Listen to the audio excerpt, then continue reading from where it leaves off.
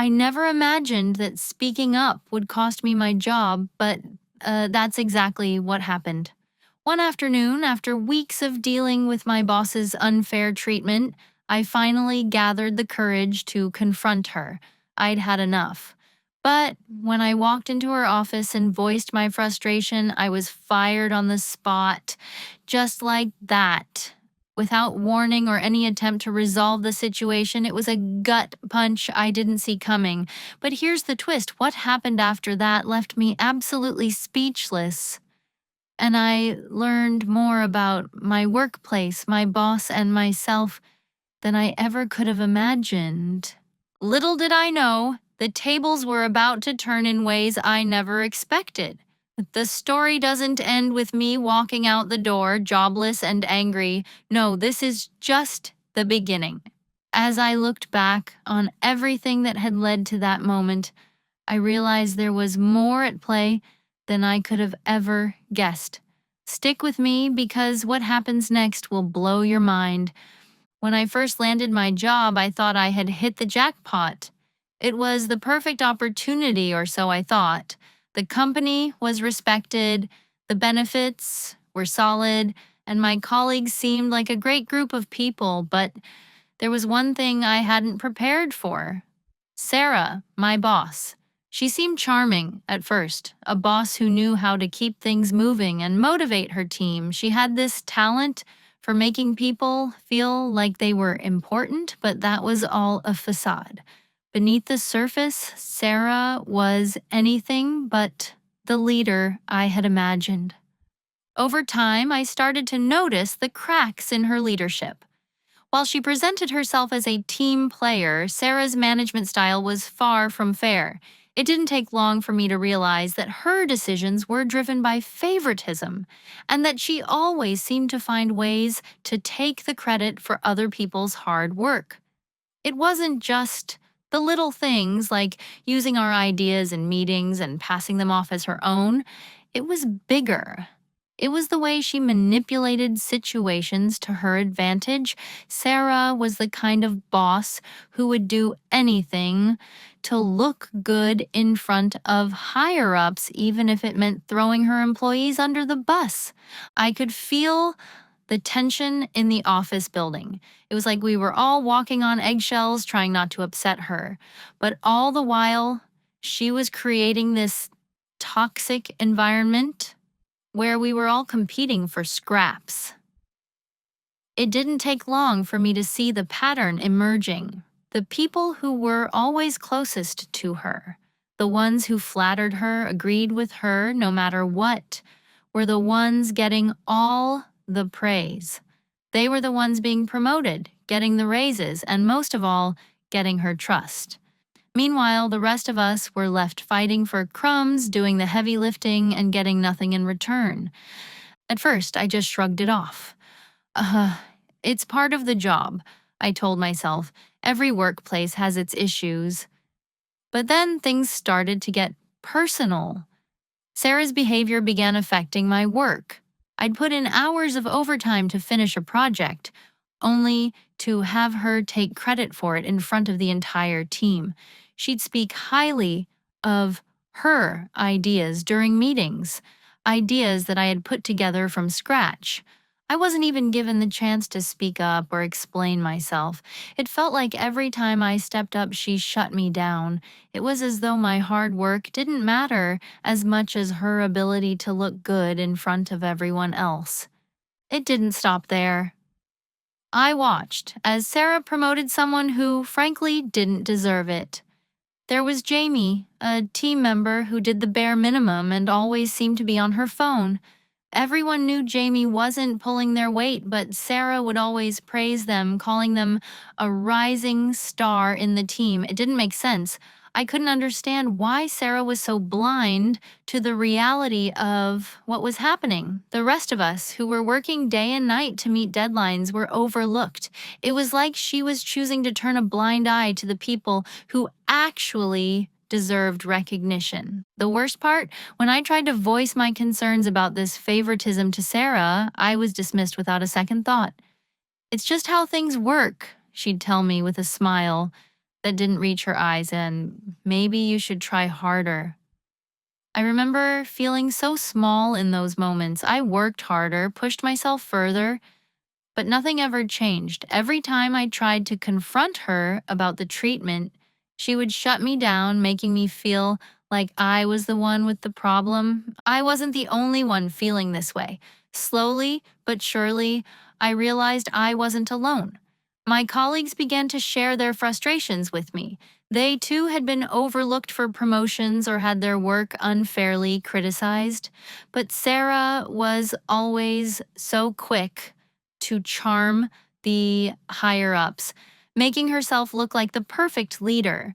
It was like a well oiled machine. If you spoke out, you were labeled a troublemaker, and Sarah would make sure you knew it. The team was divided, those who kissed up to Sarah and those who didn't, and those of us who didn't play the game were constantly punished for it. It was hard to stay motivated. Every day I'd wake up excited to work on a project only to have Sarah make me feel like I didn't belong. I began to feel like a cog in a machine that didn't care about my well being, my ideas, or my future. I was stuck. And the worst part was that I started to question myself. Was I being too sensitive? Was I overreacting? But deep down, I knew this wasn't just normal office politics. Yeah, this was unfair treatment, plain and simple. It wasn't just about being overlooked for a promotion, it was about being ignored, belittled, and erased. Finally, I hit my breaking point. After yet another instance where Sarah took credit for my work and pushed me aside, I decided I couldn't keep silent anymore. Something inside me snapped. I walked into her office, my heart pounding, but I knew it had to be done. I couldn't go on living like this. I had to stand up for myself. I said it. I told her how unfairly I'd been treated, how she'd always taken credit for the team's hard work, and how I couldn't tolerate it any longer. I was shaking, but I was determined to get it all out. Sarah didn't take it well. In fact, she looked at me like I was the problem. I wasn't expecting sympathy, but what happened next was far worse than I could have imagined. She didn't try to fix the situation. The day I decided to speak up was one I had been dreading for weeks. It was the moment I realized I couldn't take it anymore. Up until then, I had kept my head down, kept working, and hoped things would somehow get better. But everything changed on one fateful afternoon. It happened during a team meeting. We were discussing a new project that I had poured my heart and soul into. For weeks, I had been researching, strategizing, and putting together ideas that would push the team forward.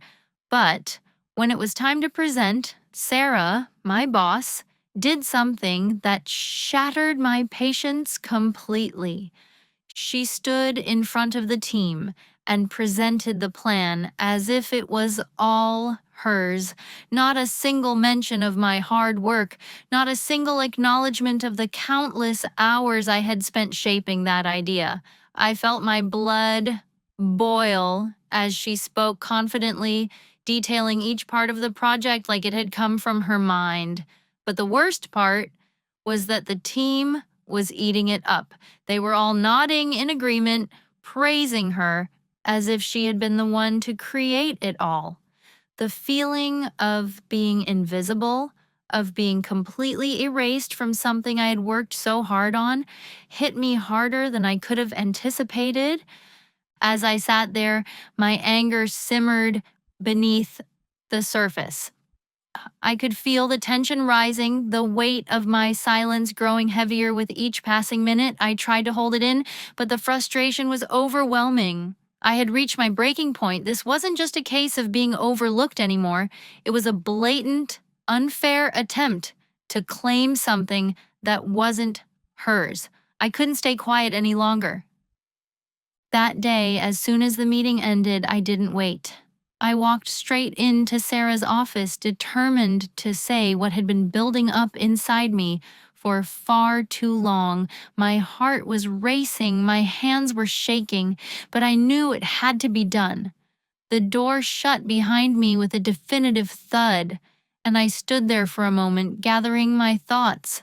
I knew what I had to do, but I also knew it could cost me my job. I can't keep doing this, I said, my voice shaking but firm. You've taken credit for my work one too many times, and I'm sick of it. I've worked so hard on this, and you're acting like it's all yours. This isn't right. This isn't fair. Sarah looked at me, her expression unreadable at first. Then her eyes narrowed, and I saw the familiar, defensive look creep over her face. She didn't even try to understand my frustration. She was already going to shut me down. What are you talking about? She snapped, her voice cold. You think you're the only one working hard around here? You're overreacting. I'm the one making the decisions. And if you don't like it, maybe you should rethink your place here. Her words stung, but it was the next few moments that left me feeling completely defeated. Sarah's face turned bright red with anger. She leaned forward, her tone sharp and condescending. You don't get to question me. Not like this, she continued, her words dripping with disdain. You're just overstepping, and frankly, I'm tired of hearing it. You want to make a big deal out of something so small? Fine, but don't think I'm going to put up with it. I don't have to explain myself to anyone, especially not you. Her words hit like a punch in the gut. I had hoped for a conversation, maybe an understanding, but instead I was met with hostility and dismissal. The frustration I had felt for so long surged inside me, but at that moment, I realized something crucial. This wasn't a fight I could win. She had made up her mind. No matter how valid my concerns were, they meant nothing to her.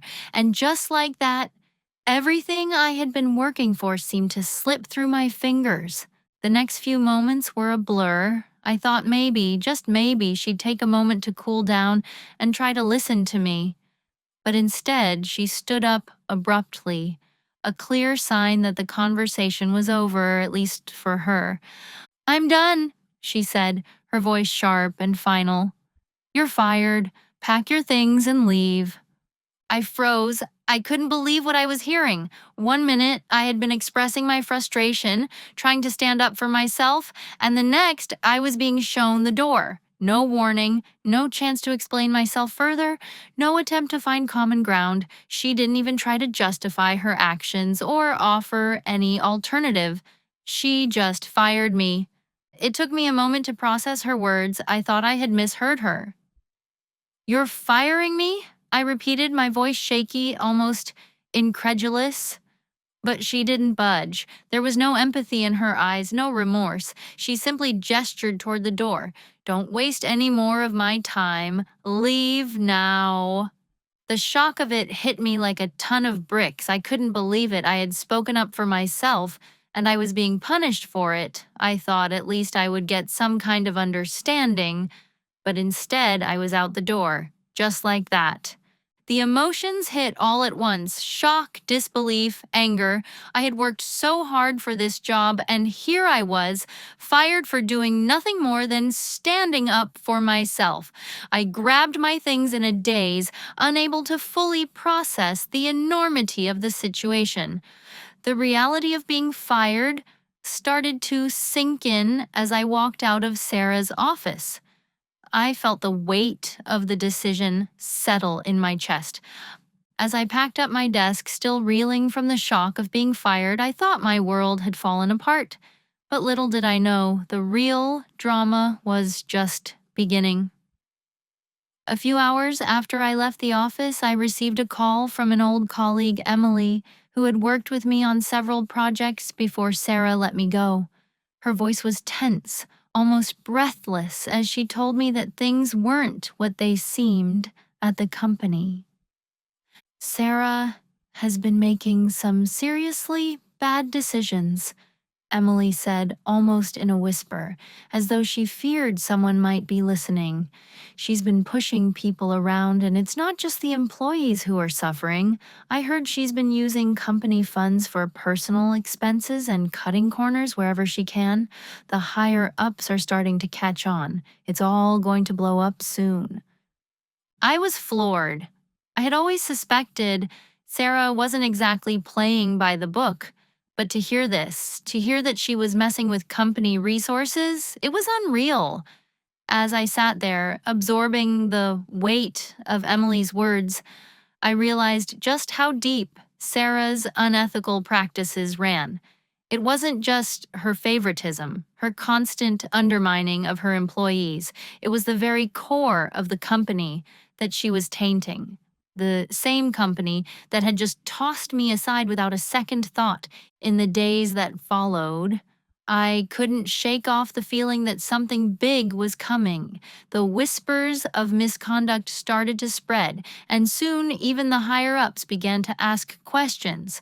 I didn't know how it all played out in the end, but a few months later, I received another shocking update, this time from a former coworker who was still at the company. Sarah was fired.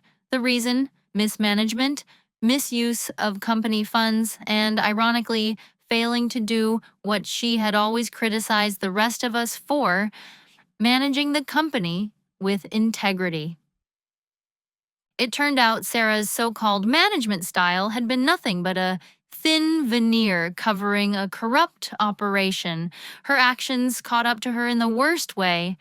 The investigation into her dealings exposed a trail of financial missteps, improper transactions, and outright lies.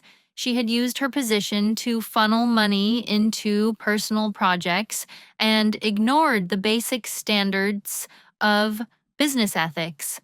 Sarah's downfall wasn't just a personal loss, it was a massive blow to the company's reputation, and it sent shockwaves through the entire industry. What she had built was falling apart, and it all came crashing down faster than I could have imagined. As Sarah's career crumbled, my life began to take an unexpected turn. I was in the midst of processing what had happened to me when I got a call from a recruitment agency I had worked with a few months prior. They had an opportunity at a new company, one with a leadership team that valued integrity and transparency. They were impressed by my work history and my reputation in the industry, and they wanted me to come in for an interview. At first, I was hesitant. After all, I had just been let go from my last job, and I wasn't sure if I was ready for a fresh start. But I went anyway, still uncertain but hopeful. The interview went better than I could have ever anticipated. The new company was everything I had been looking for: respectful, ethical, and driven by a genuine desire to do good work. They offered me a position on the spot, one with more responsibilities and, most importantly, a far better salary than I had been making with Sarah. It felt like the universe was rewarding me for standing up for myself. Karma had truly come around, and it wasn't just about landing a new job, it was about finding the place where my skills were truly valued. I couldn't help but think about how everything had come full circle. While Sarah's actions had led to her downfall, mine had led me to something better. I realized that sometimes, even when things seem at their worst, there's a way forward. It wasn't easy to stand up to Sarah, and there were days when I wondered if it was worth it. But in the end, I had proven that speaking up, though terrifying, was the right thing to do. Looking back, I feel a deep sense of gratitude for that experience. I learned the hard way that staying silent doesn't always protect you. Sometimes you have to speak up, even if it feels like you're risking everything. And when you do, the universe tends to find a way to repay you, often in ways you never expected. What happened to me could happen to anyone. You might be in a situation right now where you feel stuck, where you're afraid to speak up because you fear the consequences, but I'm here to tell you it's worth it. The courage to stand up for yourself can change your life, and while it might not always lead to instant results, it can open doors you never thought possible. Don't let fear hold you back from standing up for what's right.